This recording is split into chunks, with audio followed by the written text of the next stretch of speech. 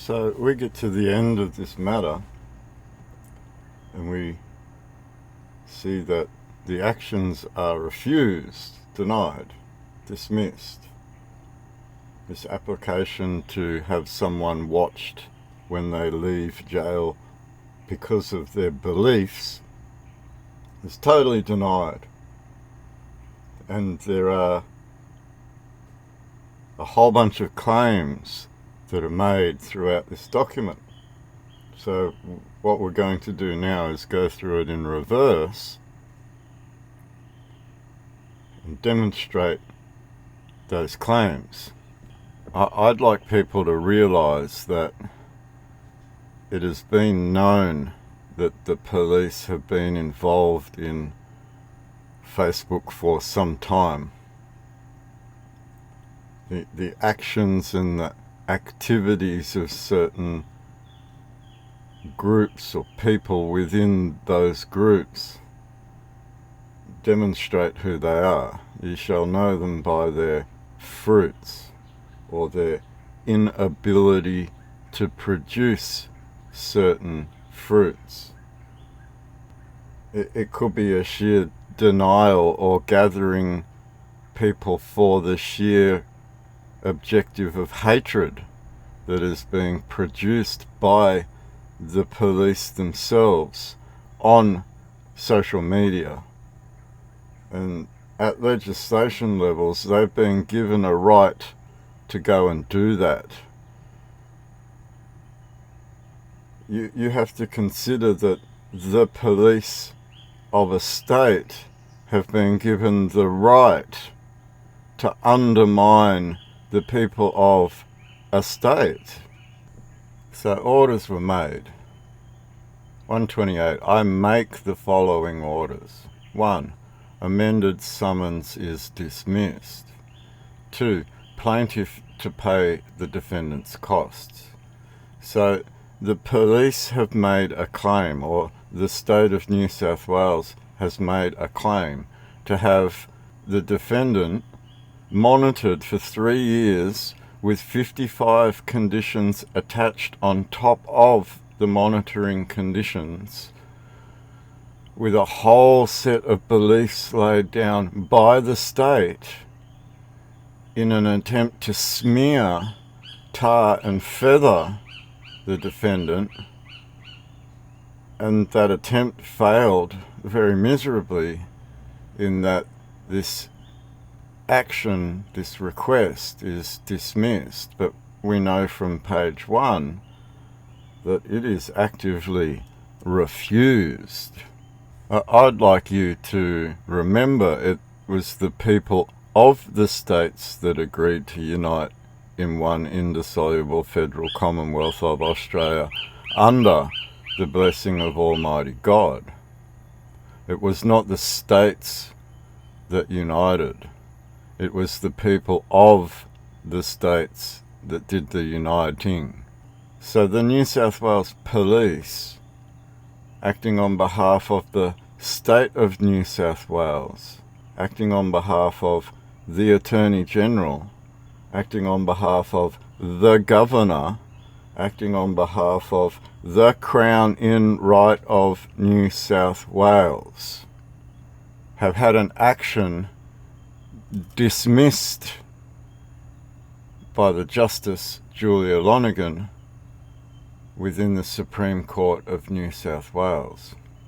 We know from our reading so far, to get to the end, how spurious and how insulting the claim from the state of New South Wales actually is, because this went from police to Crown Law Office, wherein New South Wales Crown Law officers stepped in as representation.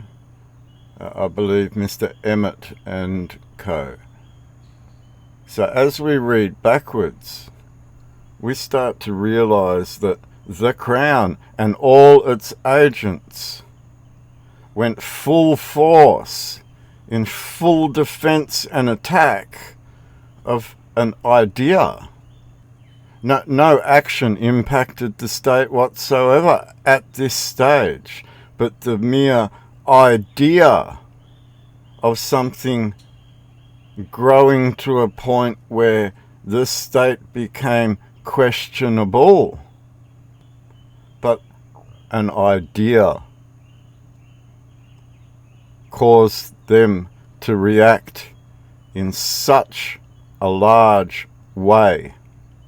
As we start to go backwards now through this document, we will start to address something else that leads to this belief, this ideology or doctrine, this fracturing of a reality that the state has believed in for a very long time.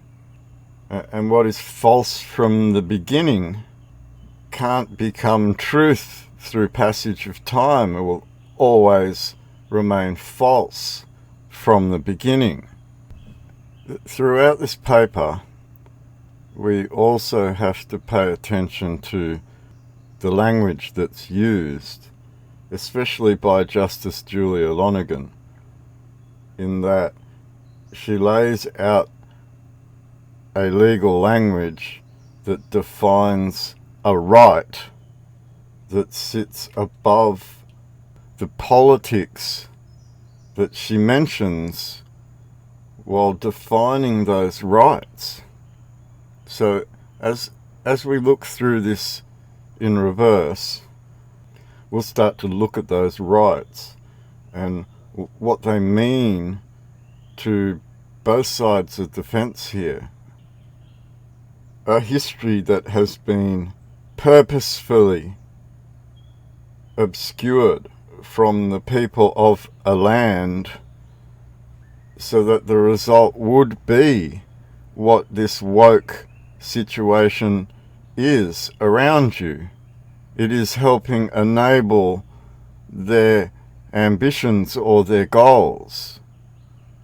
By allowing your country to descend into this madness has furthered their ability to enable their goals and their ambitions. 127.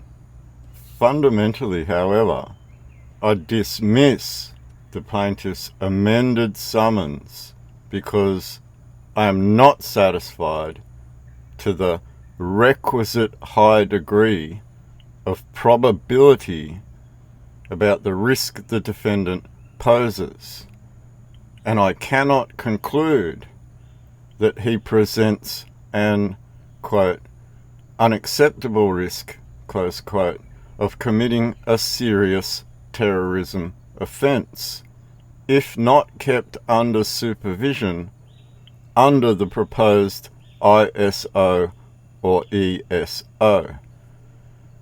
So this interim order or this extended order at which the police want the ability to monitor,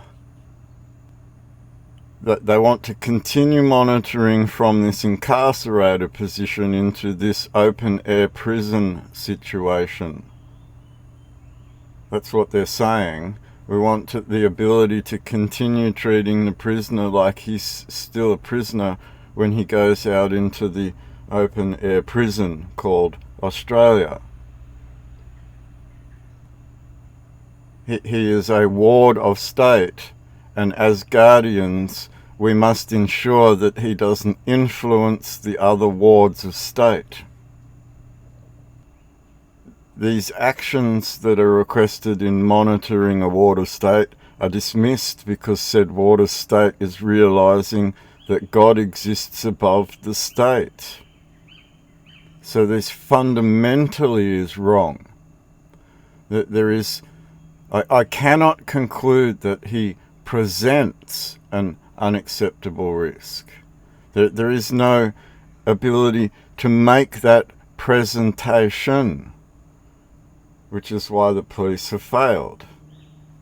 That there is no terrorist activity taking place, and for a de jure and lawful people to stand up in that capacity does not even afford the police to tar them with that brush.